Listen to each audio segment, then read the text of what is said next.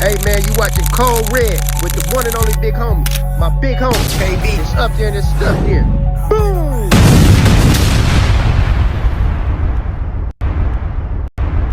Ricardo or more. Drink like a boss. Hey, what up? We in Cold Red with that smoke, there's fire. I'm your host, the Playmaker. Today we got a very, very special guest in the building. We got the rising Tubi star. The man with the plan. We got KO in the building. KO, what's up? What's going on, KB? Appreciate Man. you having me, boss. Man, it's been a long time coming, man.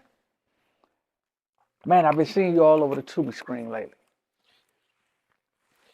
Trying, man. I put in the work. You ain't trying. You doing it.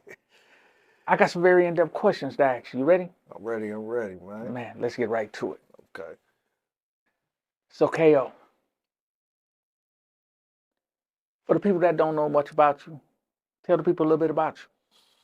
Oh, man. Well, born and raised in Milwaukee, Wisconsin, man. Grew up here.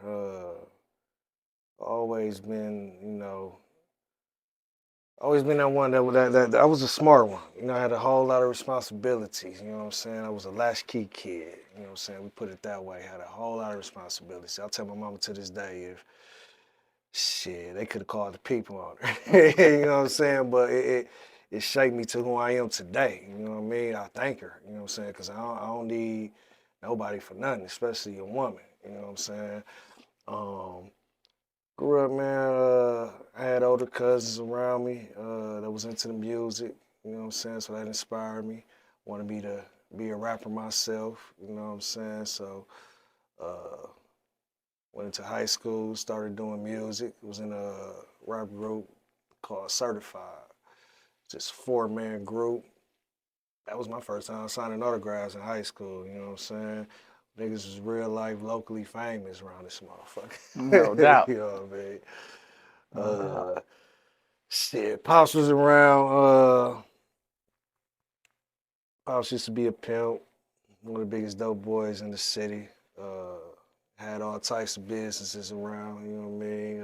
One of the first record stores, Peachtree Records, off of 19th and Helm. My house was just, regular working class citizen. So parents was around, you know what I mean? But most definitely ventured off into the streets, my own will. It was most definitely an option. And I'm here today. I'm alive. No doubt, man. Well, KO, listen. There was a time, right, before you became this Tubi celebrity, before you picked up the mic to rap. Yeah. Let's go back then. Let's take a trip down memory lane. Let's talk about growing up. What side of town you grew up on? North side. So I grew up on the north side. I grew up off 27th and Capitol, 29th and Capitol, off 40th and Hampton. You know what I'm saying? We done moved around a lot, but north side of Milwaukee for the most part. So you good in every hood, huh? I am. I most definitely am. You know what I'm saying? Really, cause shit. Niggas ain't had enemies, you know what I'm saying, growing up, but that was more so like high school shit. Once a nigga really got to a certain age, it was like, shit, I don't know, what's the point? I want to be able to go anywhere solo, you know what I'm saying? So I found myself being in cahoots with shit, OGs out of every hood, you know what I'm saying? Like ringleader type shit, just to, cause I'm a real nigga at the end of the day, you know what I'm saying? I've never been a nigga that went out looking for shit. Right. I ain't perfect. Nigga done did some goofy shit when I was younger or whatever, but just growing up, being around, surrounded by nothing but OGs, it was like, shit, that really ain't the way. You know what I'm saying? Be a player. I'm a player. I take pride in that term. Player-ass nigga, you know what I'm saying? Can't nobody in the city of Milwaukee contest that. You know what I'm saying? My name speak volumes. Yeah, I'm the realest, for real. Say that. Any sports growing up? Oh, yeah, man. Basketball is my number one passion at first. How old was you when you started? I started playing basketball. I want to say I was taking it serious. I was about 12. Was you good? I was good. But I had a wake-up call. I would give you a quick story. So I went to a private school, middle school, right? Man, we was in the basement of a church, real small school, but I played for them And going into high school, shit, I automatically knew I wanted to go to any school that wasn't an MPS. I tried Nicolay, I tried Milwaukee Lutheran, I tried Wisconsin Lutheran. Like I wanted to be the star of the team per se, you know what I'm saying? So, but I couldn't get into them schools, so I ended up going to Vincent. Man, freshman year, no exaggeration. Now, mind you, I played Blacktop, I played Summer Stars, I know all the hoopers, you know what I'm saying? I'm class 07, so I know all the hoopers. Get to Vincent, freshman year, we got tryouts. They get cut after the first day without touching a ball. Shit ain't adding up. How the fuck I ain't even touch a ball? Man. So my pops, he you know, he a legend in the Warren community, you know what I'm saying? He used to play ball, he pretty known or whatever. So he come up to the school and he hollered at the coach, like, what's going on? Like, how you get cut, you even touch the ball? So the coach told him, like, oh, he can come back, you know, it's cool. Woo. Me, I let my pride get away, I ain't come back. Sophomore year, I made JV. But I'm at Vincent. This is one of the top schools for basketball at the time. I'm good, but hell, I ain't to these niggas' stature, you know what I'm saying? So I played like 3 games. I wasn't getting no tick like that, so I had a cousin that stayed in Illinois in the suburbs. He like, shit, come out here. Woo, you have a guaranteed spot. So I transferred to Illinois, played ball out there in Bolingbrook, Illinois, state-of-the-art high school, big-ass school, looked like a JUCO college. You know what I'm saying? But long story short, I ain't know shit about recruiting out of middle school because I went to a small school that really wasn't noticed, you know what I'm saying? So that was a wake-up call for me. Like, man, I see, now that I look back, them niggas, you got to talk about Deontay Garrett, Yusuf Gray, like all now I look back, like them niggas was sitting back chilling and tryouts because niggas was already on the team. Shit, but yeah, basketball was the more passion, but my junior year, I made VAR, but I still wasn't about to get no ticks. So Well, we just want to know what's the reason why you get I cut. gave up, man. I only got cut my freshman year. Yeah, but why did you get cut? Shit, because them niggas, Vincent already had their team for the next 4 years. They had freshman field, they had JV field, varsity field. I wasn't part of that recruitment class. You know what I'm saying? So that's why. Shit, it don't matter if a nigga was good or not. They cut niggas before without touching a ball. Niggas got cut. So it was like they already had their team type okay. shit. That's what it was. That's like, what it was. I'm talking about niggas was literally just doing running drills. They didn't touch a ball at all. Niggas Damn. got cut. Like That's crazy. It was mind blowing. I couldn't believe that shit. But I seen a lot of shit when it comes to sports, man. Like a whole lot of shit that I was just like, wow. Right. For real. So after the basketball, right? Is that what led you to the streets when you kind of wasn't getting no ticks and you really found out like?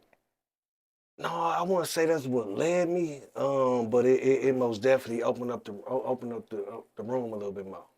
How? You know and you come from a 2-parent household. Nope. The parents they won together. They won together. You had access. I had access, but they won together. So that's why I always let people know, man, because I ain't the nigga that try to see and say, oh yeah, I come from the bottom. I was raised in, like, no, niggas grew up in the hood or whatever, in the ghetto or whatever. But as far as choosing the streets, that was most definitely my will. You know what I'm saying? So when I left, I literally chose being a rap artist versus basketball. Because like I said, I first time signing autographs was in high school. So it was like, shit. You know how usually the niggas that's on varsity got the baddest chicks in the school? No, that was us. Yeah.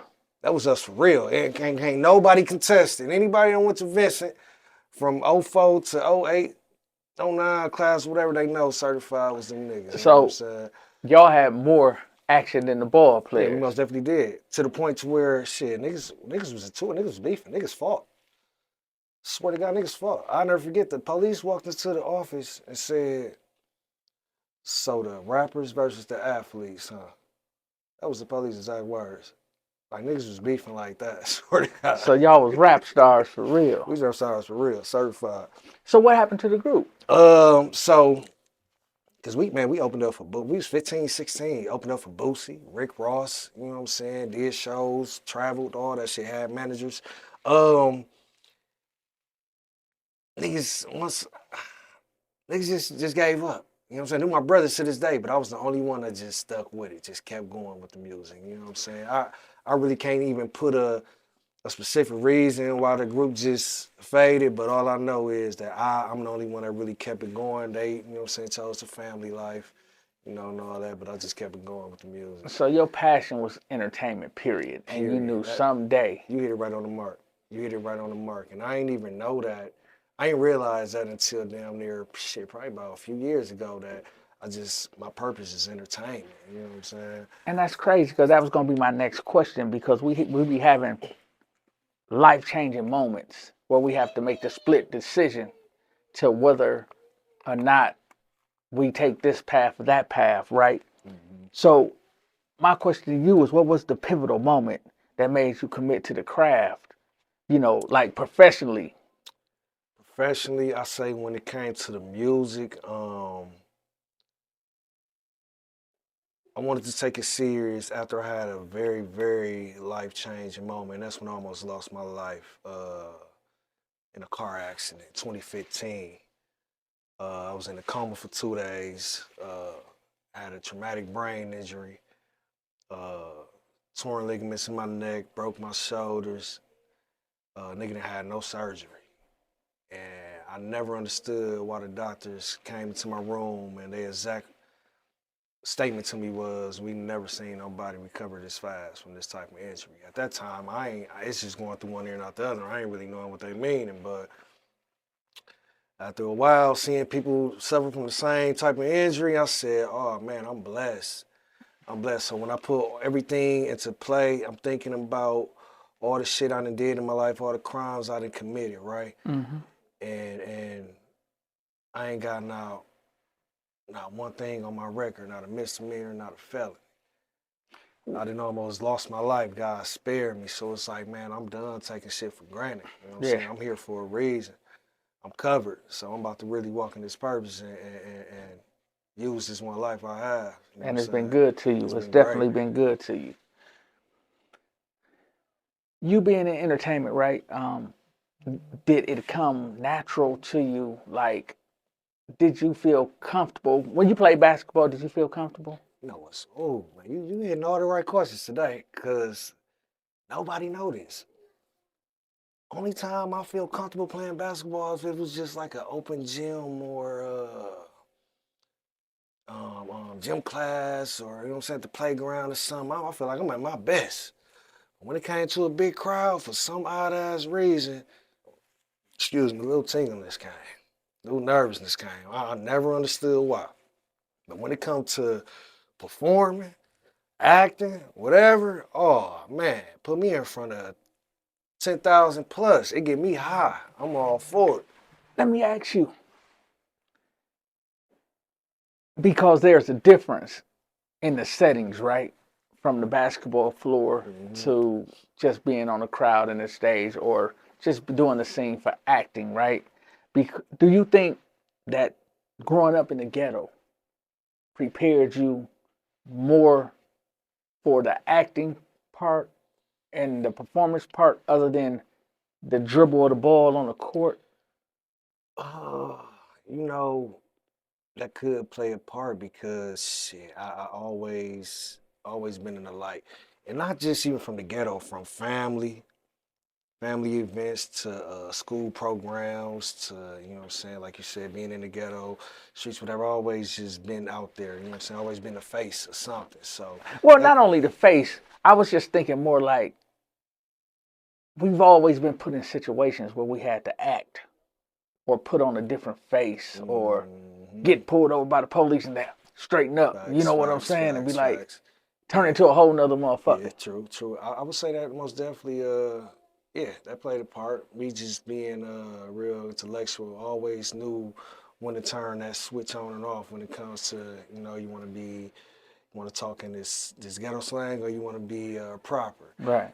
I give my pops his credit for that, because I remember me and my brother, we was shorties and we was laughing at him, dying laughing while he on the phone. He like, what y'all laughing at? He get off the phone, what y'all laughing at? We like, cuz, you talking like you white. And that's when he put his own game. Like, ain't no such thing as talking like you white. Right. You can't talk properly. talk business-wise, you know what I mean? You gotta know when to turn that switch on and off. And I took that and ran with it, and I never forgot it. So now it's like you put me in a room with anybody, any race, any culture, any race, when I leave out that room, they're gonna love me because I can adapt to them. No doubt. At what point did you know that you made it, though? At what point did this shit become a reality that, man, I'm him? Yeah. I would say I always been humble, right?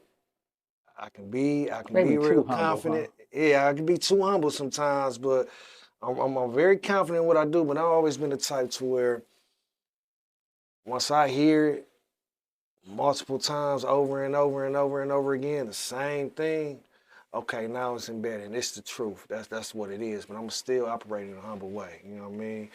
But I knew when it was real, when man, just the feedback I was getting and the relationships and bonds I was creating with people who I would have never thought, you know what I'm saying, I'd be working with. People who I look to as that one, you know what I'm saying, giving me my flowers constantly, consistently, you know what I mean? And just being in other states, man, people stopping me, noticing me, you know, want to take pictures, and it's a shock to me because, like I said, I'm humble, you know what I'm saying? I know I'm him, you know, I thank God, but I don't, I still ain't got to the point to where I just act like it's just expected yet. You know what I mean? Well, do the people around you, have they say you don't, have the people around you said that you've changed? Because maybe you don't see them as much no more. You be busy. You know what, to be honest with you, I didn't give them room. I didn't leave room for them to say it to me. I told them what was about to happen before it happened. Because I knew once I made that commitment to myself and vowed to myself, you know what, shout out my big cuz Ray Rizzy, man, because he one of the ones that really had to check me. Because once I was elevating, I'm still outside. I'm still kicking. And before I moved out of Milwaukee, I'm still kicking, I'm still partying. You can still catch me at after sets, you know what I'm saying? And cuz said, hey, cuz, you too accessible. You need to pipe down. And it was just like, whoa, like, damn. Because I never thought anything like that, you know what I'm saying? So when he told me that shit, I had no, for one, this is my big cousin who I always looked up to, so I ain't had no choice but to just respect it and appreciate it, you know what I'm saying? That you see so much in me that you know what I'm saying, made it your business to give me that game. Well, sometimes we be the last to see who we really are. Yeah. To get in tune with our own celebrity. Shout out to Ray Rizzy too, man. One of the pioneers and legends of the city, man. So your success, right? It seemed to be coming so fast. Like, I just saw you, a couple months ago. How has it changed you, the relationships you have with people, like both professionally and personally? Like, the people that didn't believe in you, how do they address you now? You know, a lot of people, if a person is able to sit here and say they know the difference between fake love and real love, then shit, teach me. Because how can you tell? You know what I mean? Like, you really don't know. So it's how I move. It's how I proceed. I just keep positive energy around me. If it's negative, I stay far away from it. You know what I mean? When I come back home, I don't have to be outside. I don't have to go nowhere. You know what I mean? Like this trip, me being back home, I had a premiere this past Sunday for the Milwaukee series. I got another premiere in Chicago for the Tyrant Like Father Like Son series. So I've been here a whole week. I've been put up in my room the whole week. Put in my room. My kids come kick it with me. Cousins, y'all come kick it, come pull up on me. Come on, I ain't gotta go nowhere. You know what I'm saying? So, like I said, I didn't really leave room for people to be like, oh, you acting different. Like, no, I told y'all this shit about to change. Yeah. You know what I'm saying? I even had to tell my kids, this shit been a whole sacrificing journey. Yeah. You know what I'm saying? Absolutely. I even had to let my kids know, like, listen, because I've always been an active father. So I say, you know what I'm saying, daddy ain't, don't think that daddy's just disappearing or I'm not showing up because I don't want to show up. It's not that, you know what I'm saying? Daddy's on the journey. Y'all see what I'm doing. Y'all be happy about it.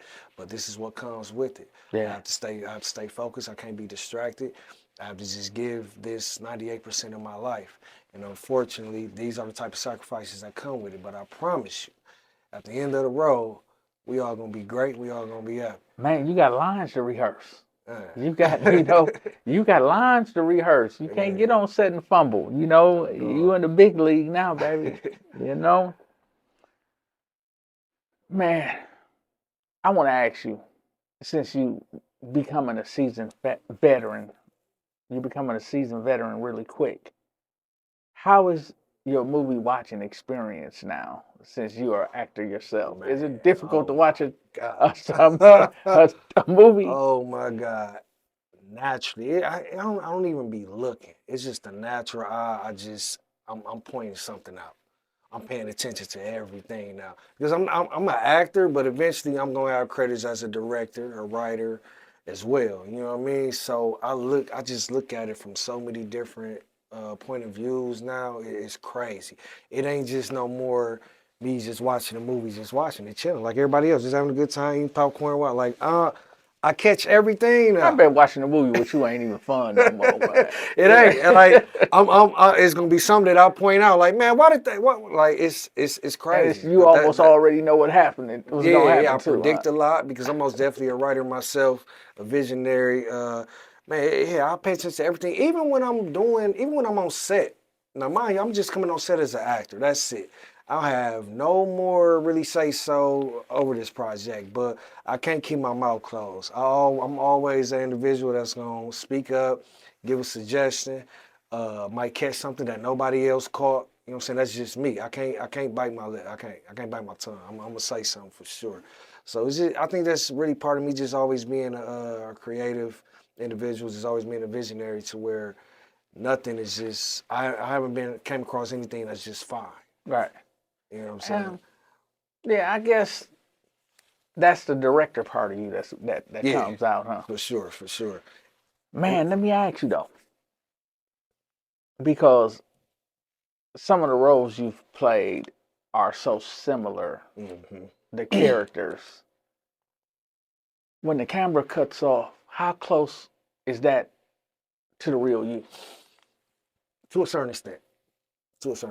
Now, majority of my roles that got me this far, that street nigga, that hood nigga, that mob boss, the gangster, a dirty cop. So a lot of people will be under the impression like, oh, they just be picking him for these roles. No, actually, I'm smart enough to where I typecasted myself.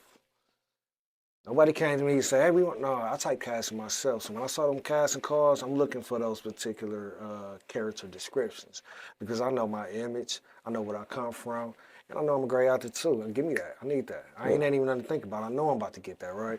So that's what got me this far. Now, do I want to just stick to that? No, I don't. But I captivated it, and I feel like I did what I did on the indie circuit. Now I'm ready to do the same thing on the next level. Now, who it is as far as me, I'm him. But I mean, when it comes to acting, you can do whatever the fuck you want to do. I can kill somebody and then, you know what I'm saying. But the real me, I'm a humble individual. What man. would be the most challenging role for you? You think? I don't think. This past movie called Out of Darkness, written by Dre Relentless, produced by Miss Breezy, starring Kiva, Shantae, Demetrius, shout out to all them. That was one of the most difficult roles for me. The only reason it was one of those most difficult roles is because I had to learn a whole lot of battle raps that I didn't write. That was it. I saw that. that was the only reason why that was the most difficult role for me. Other than that, I'm the villain, so I just was like, shit, I gotta be an asshole. I want the audience to hate me. I saw that, man. He killed you with the Bible verses. Yeah, I saw that, right. You know. But other than that, man, I can't wait to be a attorney, a lawyer or something. You know what I'm saying? A legit cop or just a regular father or some shit. Like I have range. It's just right now it's my decision to just keep typecasting myself because that's what's elevating me quicker than anything right now, and I'm fine with that. No doubt. Man, I want to be the first to congratulate you on you signing to an agency, man, because now we get the chance to potentially see you on the big screen. Man, gratitude, man. I'm so excited about it. That's been my goal. Tubi was never the ceiling for me. I'm not taking nothing away from anybody who's successful with Tubi, because you most definitely can get your money. You most definitely can get a lot of notoriety and exposure, but it just was never the ceiling for me. I knew I was bigger than that. So, man, shout out to Marcus Carruthers and YJB Talent Agency, man. It's up. I'm most definitely about to make it happen. This is time for the big league, like you say, for sure. I mean, is there any difference between the small screen and the big screen? Oh yeah, big difference. What's the difference? Huge difference. For one, a residual check. Okay. For one. For two, I mean, if you're just gonna just do indie circuit Tubi, then that's all you'll be known for. That's all you'll be seen. When a person type my name, like I want my people to be able to go to the movie theaters to see me. You know what I'm saying? I want to be. I just don't. Tubi is just one platform is just not enough for me. I know I'm bigger than that. You know what I'm saying? And I want some. So man, I'm hoping that we get a chance to see you in some major roles like a Bad Boys or Born Identity that's the or goal, something like man. that. That's You know, the that has goal, for sure. the sequels after them. Yeah. That's the goal for sure. I just got my reel put together finally. I was just waiting for enough projects to be out there. Shout out to my manager, Big Rick. He put that together for me. That man been in my corner for a while now. You know what I mean? Man, we most definitely. I want to. I'm not a gatekeeper. You know, it's a lot of people that want to act. A lot of people be coming to me, man, put me in this movie. I can't do that. Whoever watching this, don't come to me and just say, put me in this movie. I can't do that. But what I will do is tell you what you need to do, and I'll lead the way. Give them some direction. I give you some resources. I give you some outlets because it's enough room for everybody. No doubt. Man, I do want to say shout out to Big Rick, man. That's my guy. You know, done did that, man. Me and Big Rick go back far, man, as youngins. So I think you got a good manager in him. Because he brings a lot to the table himself. So shout out to Big Rick. So that's my one. I tell him that he my one-stop shop. No doubt, for real. For real. So what's next for KO? What's next is after signing with this agency. Man, now I'm so excited because it's limitless. But right now we have the Milwaukee series that's about to drop. We have the Tyrant Like Father Like Son series about to drop. That's with Bo Deal, right? That's with Bo Deal. Shout out Bo Deal. Shout out Bo Deal. Hey, Bo Deal, I got to get you on the couch, man, because I've been following your career for a long time, man. And big ups for the Tyrant series, man. That'll be dope. Yeah. That'll be dope, most definitely. He got some names in there, too. He got Twista in there, Crucial Conflict, Waka, he got Murder in there. It's gonna be a dope series for sure. And then I got the Mafia series that's coming with Marcus Carruthers. That's super dope. That's coming. I just got booked for a lead role for a movie that's being shot in LA. I just got booked for another role that's being shot in Vegas and LA. So I'm just keeping the ball rolling, man. So how do you retain the memory? And you know, to prepare yourself for these roles. What's life like when you're doing that? Being honest with you, no exaggeration. I can't say now. One time, only time I really studied and went over my lines days before we start filming is when I have to learn them battle raps. When it comes to just some lines, same day. Well, about an hour beforehand. I mean, you was a rapper. Yeah. So all of this comes easy. It's real natural, man. Yeah. And that's what everybody say about me. You natural. I heard from everybody, whether it's a producer, director, castmates, an audience that's just watching. Everybody say the same thing. Natural. So It is a natural just gift. I just remember. I just come with it. I put my own little twist on it. I improvise a lot. I make it sound like me, and I just go with the flow. No doubt. So if the people want to catch up with you, how would they go about doing that? Oh man, catch me. I want everybody. IG, Instagram, AYEKO29, AYEKO29, AKO29. It's just like everybody calling me. Hey, KO. My real government name, Curtis Owens, KERTIS Owens. You can find me on Facebook as well, or you can just type my name in on Google, and it's gonna pop up. Okay, yo, man, I want to thank you for taking time out to sit on the couch with us and share your story. Man, I appreciate this for real, man. You've been making moves. You're most definitely a legend in this city. Keep it up, man. I appreciate your gratitude. Man, I definitely appreciate that. Man, because I've been watching you before I even met you. And now it's like an honor, man, to see somebody you've seen on the screen, to be in your presence. So forgive me if I become a little starstruck right now. Man, stop it. Stop it. I But appreciate it, man. I do want to thank you for coming on the couch, man. Code Red, where there's smokes, there's fire. I'm your host, the Playmaker, and this KO. Code Red, salute. Gratitude. And we out.